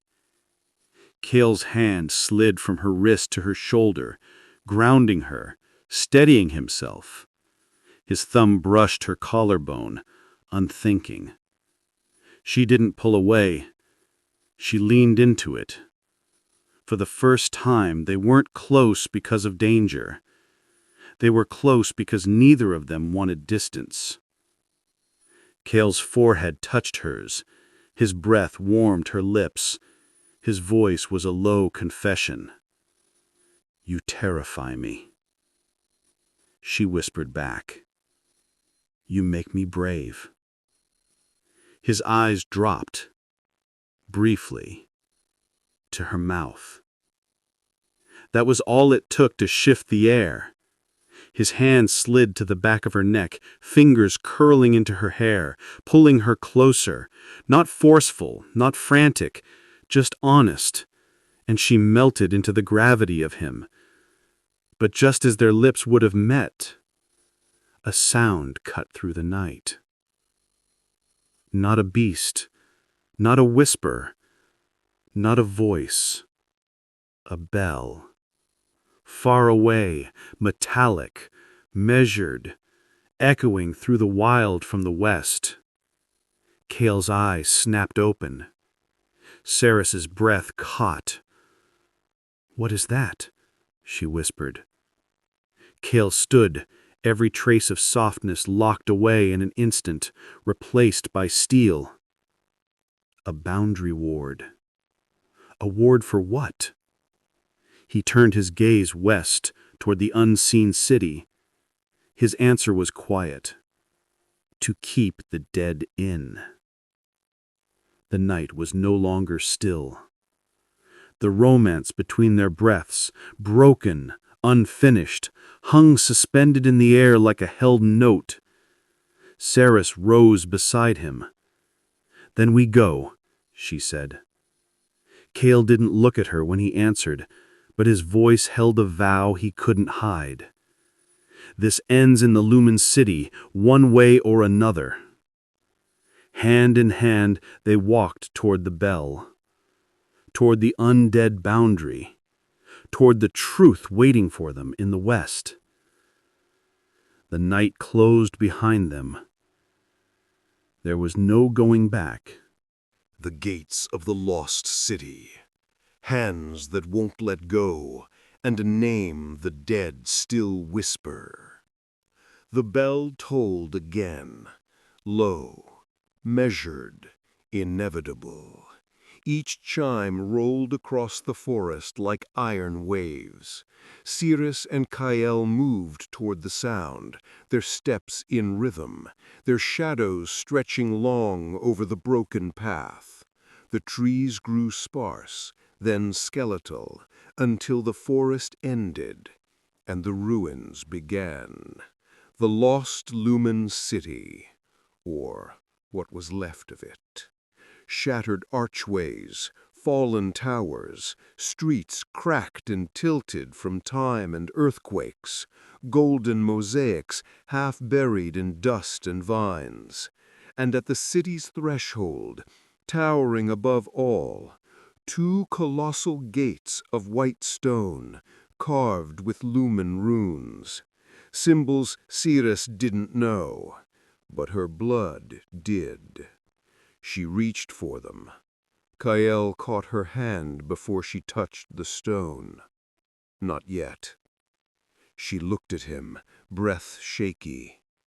"Why? What do you feel?" Kael didn't release her hand. His eyes stayed on the gates. "These runes, they're not wards to keep intruders out." He turned to her, serious, grave. "They're seals, to keep something in." Before Seris could respond, a cold whisper slid across the air. "Seris, Seris, Seris." She stiffened. "Kael, did you hear that?" This time his expression told her he had. The dead were whispering. Kael stepped closer to her, never loosening his grip. "Listen to me." His voice dropped to a low command. "Whatever speaks your name here, it is not memory, it is hunger." Seris nodded, swallowing hard. "Then don't let go of my hand." Kael's answer was immediate. "I wasn't planning to." They stood before the gates together, side by side, hand in hand. The sigil in Seris's palm began to glow, the same mark that had cut her in the chamber below the ruins. The gates responded, runes flaring to life in golden lines. The bell tolled a third time. Kael raised his sword. Seris raised her hand. The gates opened. No wind, no quake, just silent obedience, like the city itself had been waiting. They stepped through. The streets inside were bathed in an eerie white glow. Wisps of gold drifted in the air like dust motes, memories frozen mid-breath. As they walked, faint echoes shimmered between broken archways and ruined homes. Laughter, footsteps, fragments of conversations in a dead language. Ghosts of life, but no bodies, no bones. No sign of where the people had gone. Seris whispered, "What happened here?" Kael studied the runes lining the street corners. Something erased them. Seris stared at his profile. Erased or silenced. Kael didn't answer, because neither option was good. They pressed deeper into the city, past collapsed balconies and shattered fountains. The whispers grew louder, threading through her thoughts like fingers pressing against her skull. Seris wavered. Kael stopped and gripped her shoulders. "Look at me." She forced her gaze up to his. The whispers dulled. He held her there, grounding her, not with power, not with orders, but with presence. "Your mind is not theirs." Her voice broke. "But what if they want what I am?" Kael didn't blink. "Then they'll learn you're not theirs to take." He said it like a promise. She swallowed. "Why do you believe in me so much?" Kael's jaw shifted. He looked away only for a moment, just long enough for her to realize the answer cost him something. When he looked back, his voice was low, unguarded. "Because I know what it's like to be born to a fate you never asked for. And I know what it is to want someone to choose you, not destiny." Her breath hitched. Kael stepped closer, slow, intentional, no armor between them now. "Seris, I don't care what the runes say, or what the prophecy wants, or what this city remembers." His forehead rested against hers, their breaths merging. "You are not my fate." A beat, a whisper. "You're my choice." She closed her eyes. Just for a second, just long enough to feel it, that if the world never gave them peace, then they would take it. But before she could speak, a scream tore through the city.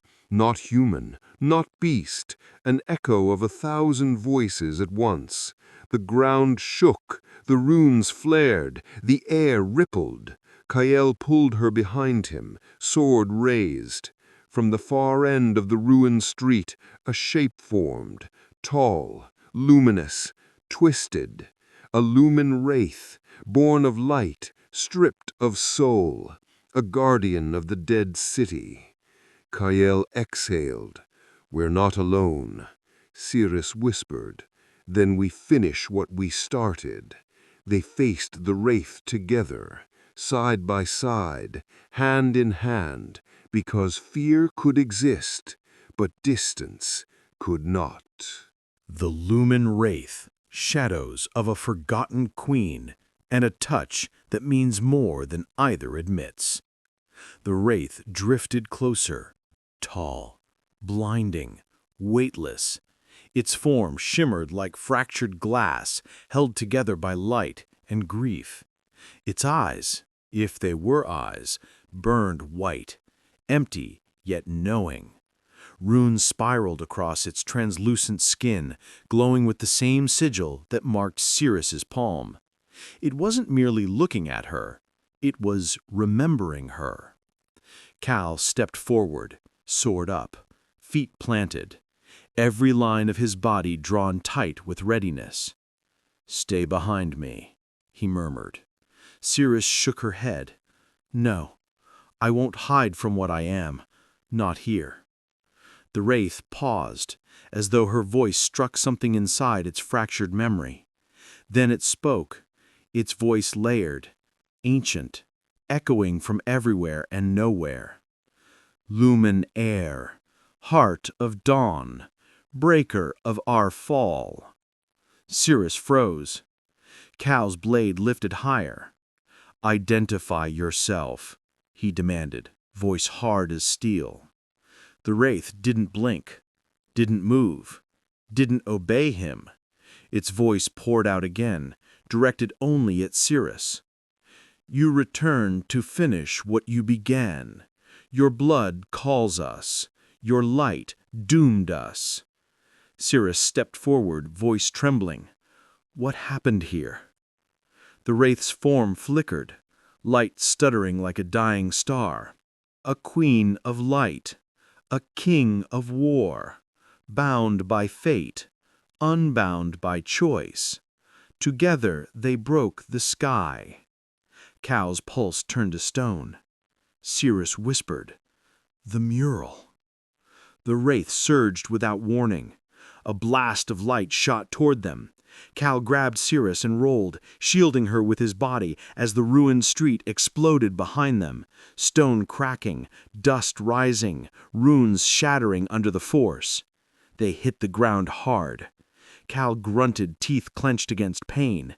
Seris scrambled up, golden sparks forming at her fingertips. The wraith glided forward, unstoppable. "Chosen of dawn, you cannot run from memory." Seris thrust her hand out. Kael seized her wrist. "Stop." She whipped toward him furious, breath shaking. "Kael, I can fight." "Not with rage. Rage feeds wraiths. They drink emotion." Her chest rose and fell, frantic. The wraith raised her hand again, light charging. Kael stepped in front of her, planting his blade to the ground and gripping the hilt with both hands. His voice was low, not a command, a grounding. "Breathe, Seris." The wraith unleashed another blast. Kael slammed his sword into the earth, steel meeting light. The ground split, runes sparking. The impact shoved him backward, boot heels carving trenches in ancient stone, but he held the line. "Seris," he growled through clenched teeth, "you do not fight with fear. You fight with will, focus." Seris closed her eyes. The whispers tried to bury her. "Doomed us. Breaker of our fall. Your light doomed us." Her breath trembled. Kael's voice cut through the fear. Not loud, steady. "Look at me." She opened her eyes. And he was watching her. Not the wraith, not the city, her. Even as power crashed against him, even as the ground shook beneath them, Kael held her with his gaze, not letting her slip into doubt. "Your power does not define you. You define it. Now stand with me." Something inside her steadied. She rose, stepped beside him, not behind, beside. Her palm lifted, no longer shaking. Gold stirred, not wild, not frantic, calm and bright. The wraith shrieked, sensing shift. Seris spoke, voice clear and anchored. "I am not your queen. I am not your curse. I am not your memory." She thrust her hand forward, not in panic, but in choice. A beam of golden light collided with the wraith's attack. Instead of being consumed, her light held, a meeting of dawn and death, equal force against equal force. Kael braced beside her, sword glowing as runes along the metal awakened in the clash of magic. Together they pushed. The wraith faltered, its light fracturing. Seris stepped closer, voice unwavering. "I am not the past, and I will not repeat it." She unleashed a final surge. The wraith shattered into 1,000 sparks of white, scattering like dying stars across the street, before dissolving into nothing. Silence. Seris stood trembling, breath uneven. Kael sheathed his sword slowly, eyes never leaving her.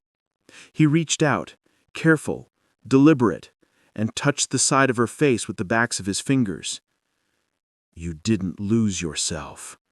Seris leaned into his touch. "Because you wouldn't let me." His hand slid to her jaw, thumb brushing her cheek. His voice dropped into something rough and unguarded. "I don't care what fate says you were.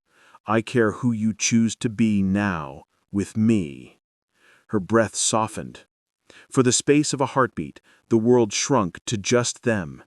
No wraiths, no wars, no prophecy.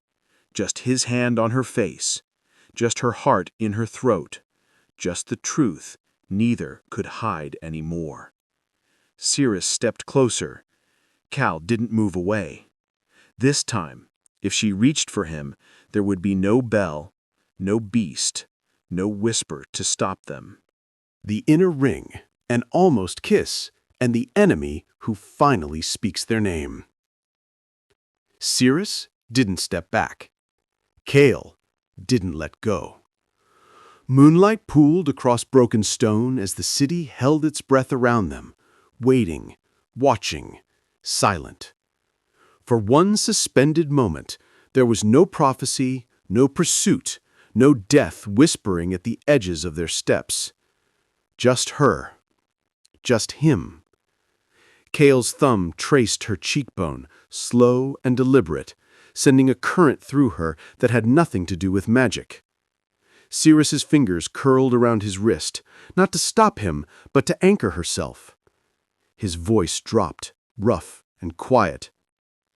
"Seris." Her breath trembled.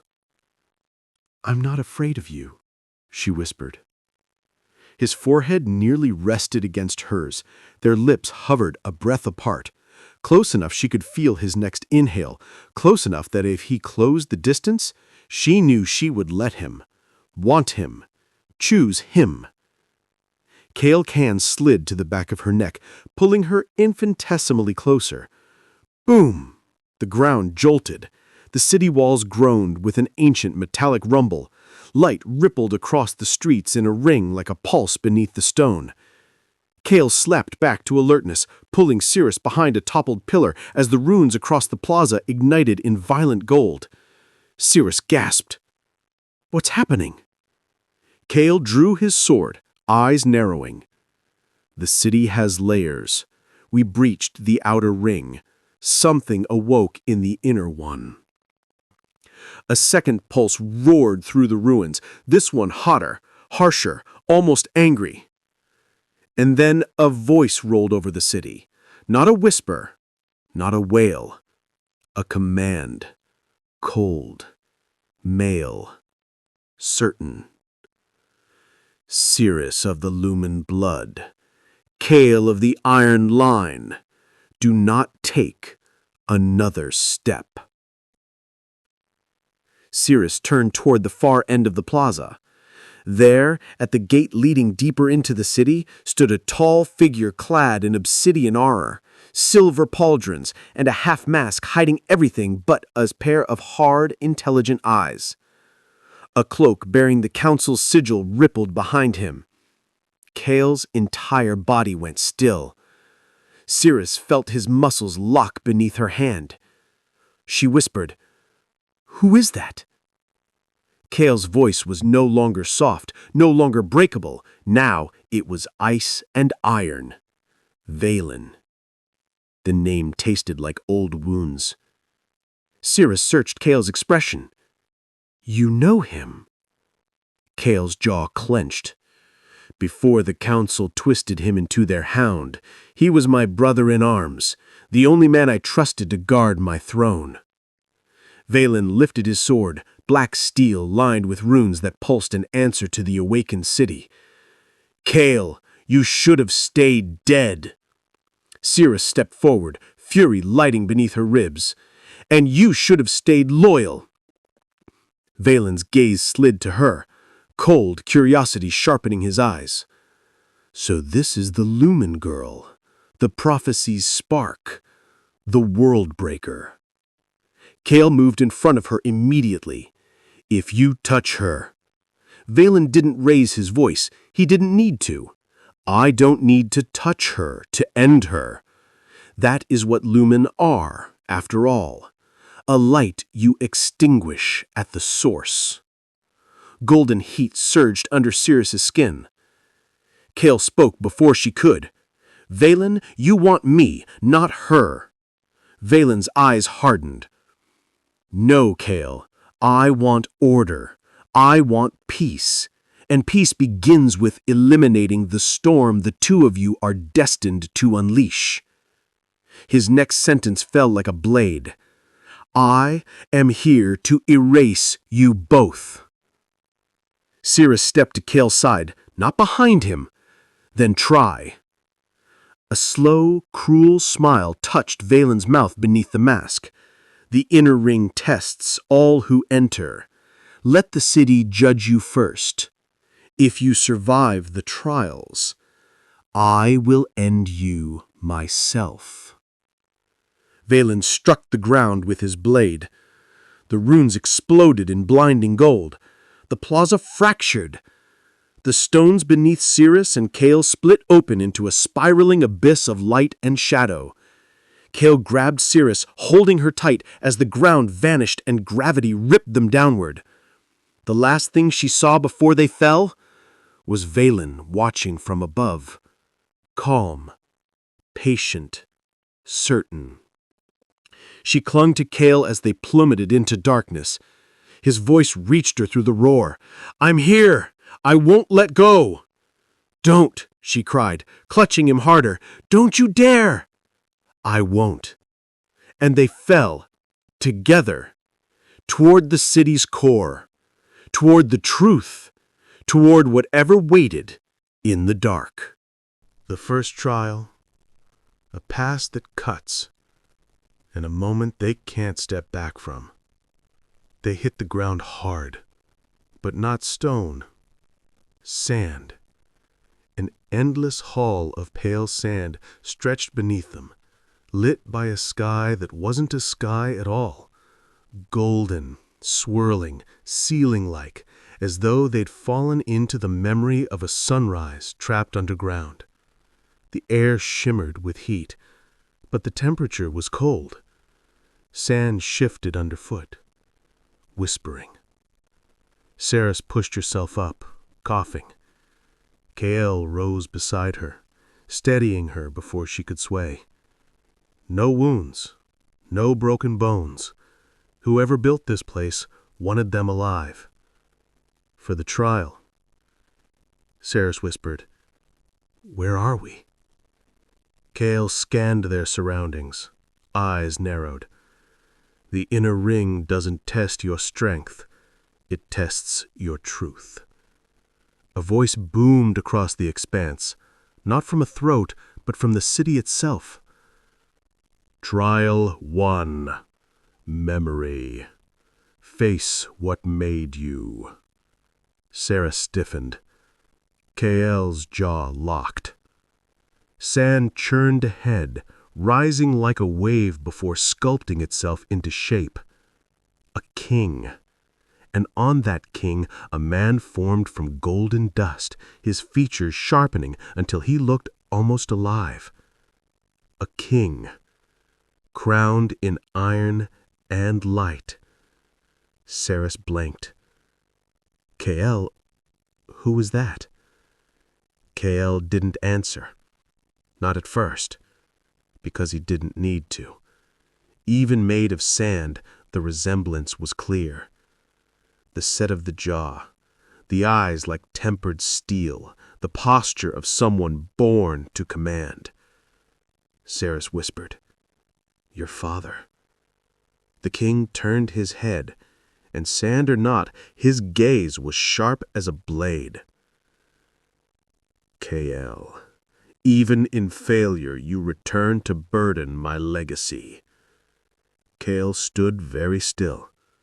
No anger, no denial, just quiet. Seris looked between them. This isn't real, just a construct. But the king's laugh echoed through the chamber. Memory is real, Lumen child. more real than whatever future you pretend to chase. Sarah stepped forward, fire in her tone. You don't get to define him. Kael! Kael's voice stopped her cold. He didn't raise it. He didn't snap. He asked for silence, so she gave it. Kael met the king's gaze, expression unreadable. Say what you want to say. The Sand King rose from his throne. You trusted a brother who betrayed you. You lost a kingdom you were born to rule. You are a king without a crown, a soldier without a war, a man who chooses women and ruin over duty and order. Seris's fists curled. She could feel Kael stiffen beside her, not in rage, but in recognition. The king circled him. And now this girl, this lumen spark, will finish what your weakness began. You could not save your empire then. You will not save her now. Sarah stepped forward, despite Kael's quiet warning. You're wrong. Kael isn't weak. He bleeds for people. He stays. He protects. He chooses. Your voice has been gone from the world for years, and still he stands, because strength isn't domination. It's loyalty. The king turned toward her, amused. Your tongue is brave. Your heart is naive. You think loyalty saves kings. It destroys them. Then his eye snapped back to Kael. You failed because you cared, and you will fail again for the same reason.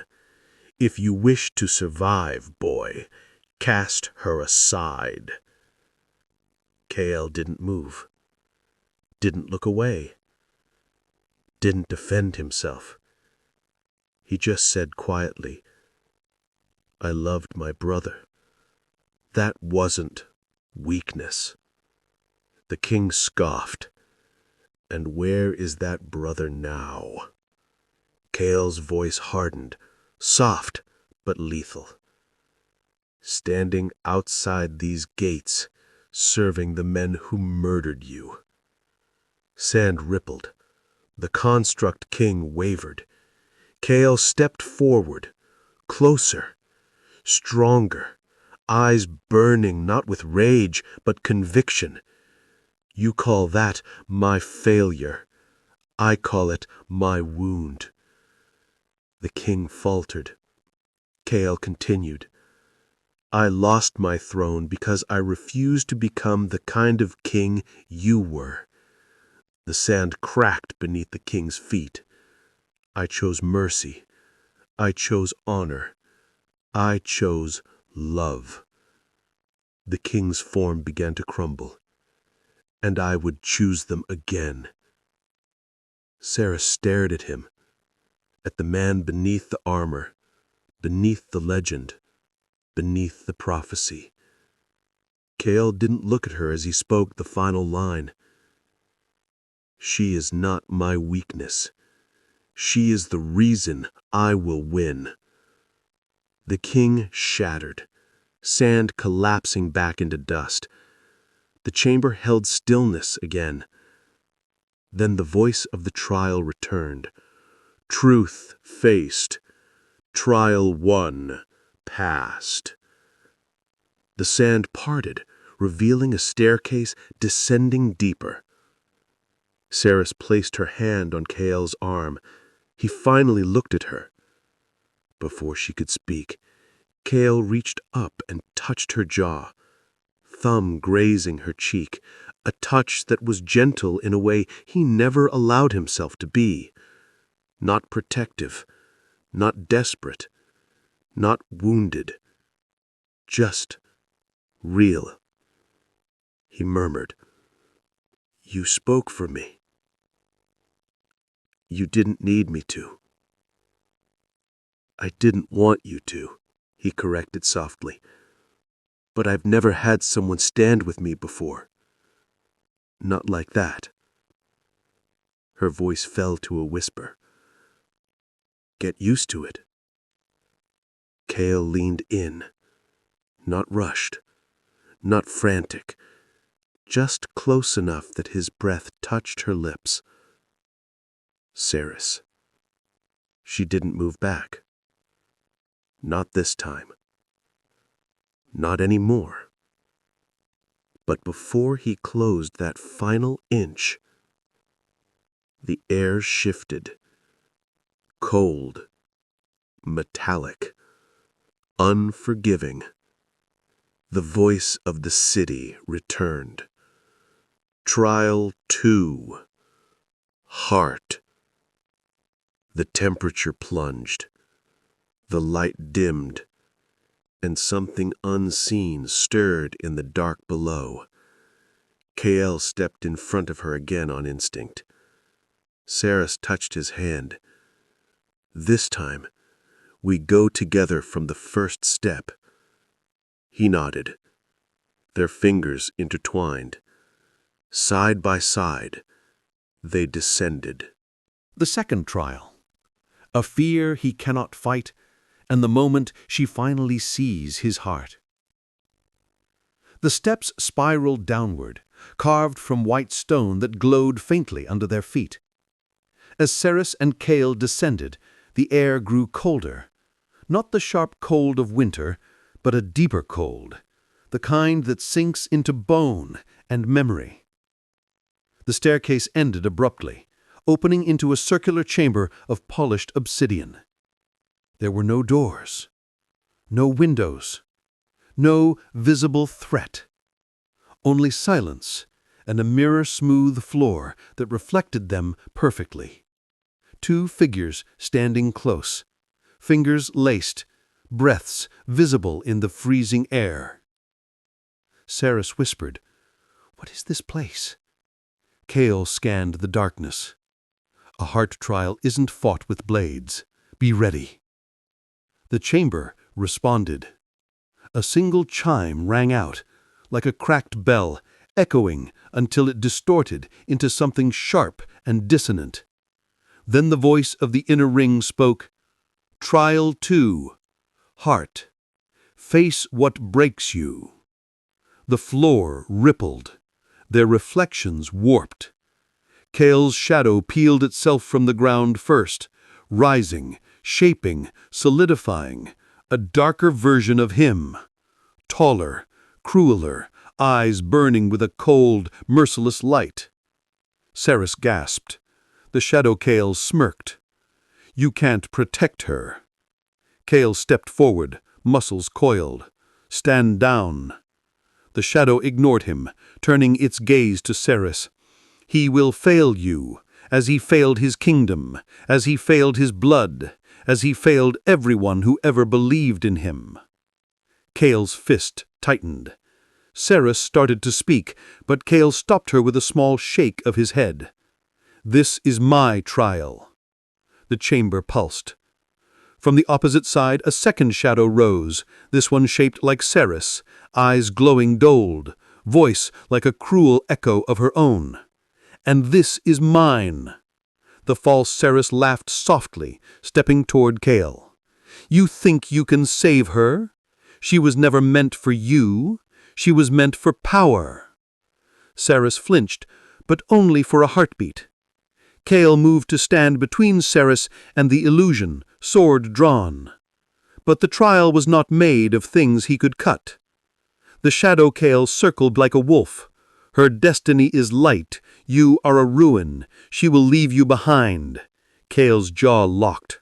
The shadow Seris stalked closer to the real Seris. "And you, look at you, clinging to him like he's your shield. He's a blade, Seris, and blades break." Seris closed her eyes only for a moment, breathing through the sting of words that weren't true, but cut like they were. The shadows moved in tandem, speaking over one another. "You are unworthy of her.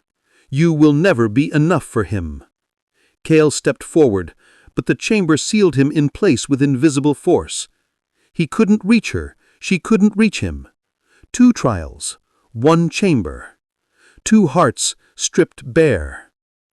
The shadow Kael leaned close to Seris, whispering, "He will destroy you." The shadow Seris pressed close to Kael, whispering, "She will break you." The chamber darkened. The illusions closed in. Kael gritted his teeth and bellowed, "Stop using her against me. Take me instead." The shadows laughed. "That is your flaw. That is your weakness." Seris's eyes widened, not in fear, in clarity. She finally understood. She lifted her voice, not loud but steady. "Kael." He looked at her across the chamber. Her voice didn't shake. "They're not here to hurt us. They're here to measure us. And they know our greatest fear." Kael held her gaze. His silence was admission. Her greatest fear was losing him. His greatest fear was failing her. The chamber fed on that. And so Seris did the only thing a light could do in darkness. She stepped toward the shadow blocking her path. "You don't decide my heart," she told it calmly. Meanwhile, Kael, breathing hard, raised his sword and stared down the echo of himself. "And you don't decide my worth." The shadows lunged.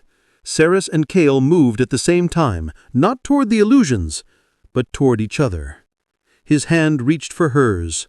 Her light reached for him. When their fingers locked, the chamber exploded with gold, blinding, burning, pure. The shadows shrieked and shattered like glass under a hammer. The force threw them together. Seris stumbling into Kael's chest, his arms catching her without thought. Holding her like losing her was not an option he could survive. The voice of the inner ring declared, "Trial 2, passed. Heart does not break when it is chosen." Silence followed. Slowly, Kael loosened his hold just enough to see her face. Seris didn't step back, not even an inch. Her heartbeat thudded against his. Her voice was barely a breath. "Kael, I'm not afraid of us anymore." His forehead lowered to hers, eyes fierce, voice unsteady, in a way he never let the world hear. "Good, because I'm done pretending I don't want you." This time, when he leaned in, there was no bell, no voice, no interruption. Just his mouth finding hers in a slow, claiming kiss that tasted like surrender and promise and everything they had bled to reach. A kiss that was not born of desperation, but choice. When they finally parted, breath mingling, Kael whispered against her lips, "Whatever comes next, we face it together." Seris nodded, eyes shining. Together. A door of golden light opened before them. They walked through it, hand in hand. The final trial, a choice with a price, and the enemy who knows their hearts better than they do. The golden doorway dissolved behind them as Seris and Kael entered the third chamber, vast, echoing, and impossibly still. Unlike the others, this place held no sand, no memories, no illusions. Just a single platform suspended over an endless abyss of shifting black and white light, shadow and dawn locked in eternal collision. At the platform's edge stood a stone altar, carved with two ancient symbols, a sword and a sun. Seris frowned. "This trial feels different." Kael nodded once, an understatement. The chamber waited. Then the voice of the inner ring boomed. "Trial 3. Fate. A bond is power. Power demands cost." The abyss stirred, rising into a screen of swirling light. And within it, Valen's face appeared. No illusion, no echo. Valen himself was watching. "You survived truth. You survived fear. But the third trial breaks what you cling to.